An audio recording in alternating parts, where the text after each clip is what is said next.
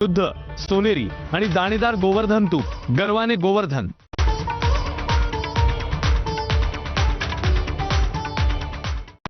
Headlines brought to you by Chitale बंधू।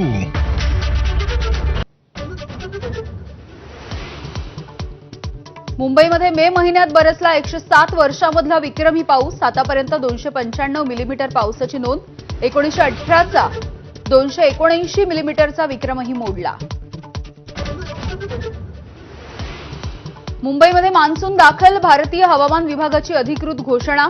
ठिकठिकाणी सकाळपासूनच तुफान पावसाच्या सरी। पुण्यासह सोलापूरमध्ये सुद्धा मान्सून दाखल।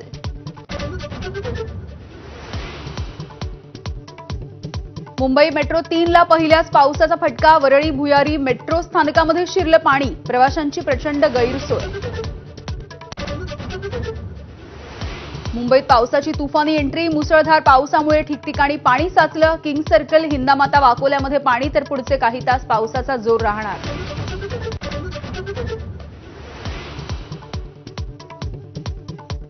मुंबईतल्या कोस्टल रोड परिसरामध्ये मुसळधार पाऊस तर पश्चिम द्रुतगती मार्गावरती प्रचंड वाहतुकीची कोंडी। वाहतूक संथ गतीने सुरू।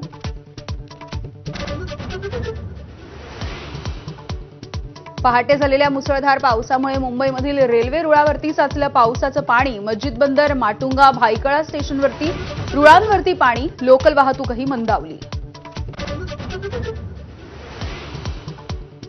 पावसाचा जोर वाढल्यामुळे जुहू चौपाटी पर्यटकांसाठी बंद। चौपाटीवरती पोलिसांसह लाईफ गार्ड तैनात। पर्यटकांना चौपाटीच्या परिसरामध्ये न येण्याच्या सूचना।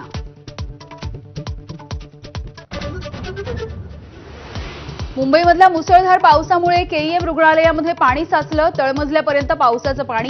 रुग्णांसह नातेवाईकांची मोठी गैरसोय तर मंत्रालयाच्या बाहेर सुद्धा पाणीच पाणी।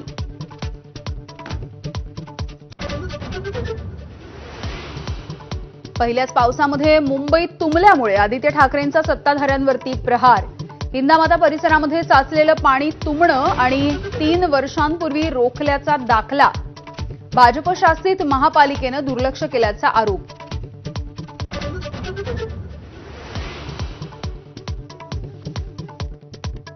मुसळधार पावसामुळे रत्नागिरीच्या खेडमधील जगबुडी नदीला पूर। इशारा पातळी गाठल्यामुळे प्रशासन अलर्ट मोडवर। नागरिकांना सतर्कतेचा इशारा।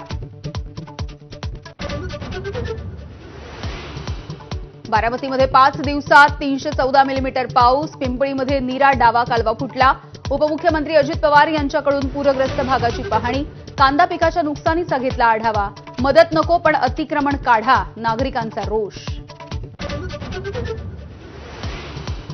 सोलापूरच्या नीरा, नरसिंगपूर, भीमा आणि नीरा नदीच्या संगमावरती पाण्याचं अक्राळ विक्राळ रूप। मुसळधार पावसामुळे संगमनगर भागामध्ये 12 ते 15 घरांमध्ये शिरलं नीरा नदीचं पाणी।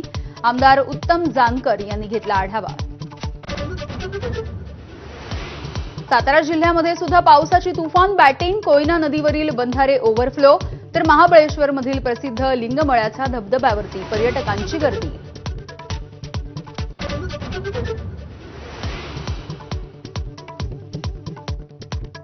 नाशिक जिल्ह्यामध्ये झालेल्या पावसामुळे पिकांचं मोठं नुकसान। अनेक ठिकाणी कांद्याच्या पिकाला फटका तर सिन्नर बाजार समितीमधील कांद्याच्या गोण्याही भिजल्या।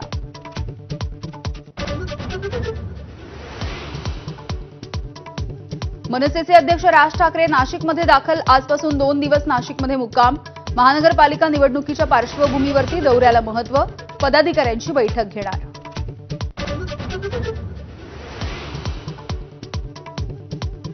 स्थानिक स्वराज्य संस्थांच्या परिस्थितीनुसार युती अन्यथा स्वबळावरती। भाजप खासदार अशोक चव्हाण यांचं सूचक विधान। प्रत्येक पक्षाला आपली ताकद वाढवण्याचा अधिकार असल्याचं वक्तव्य।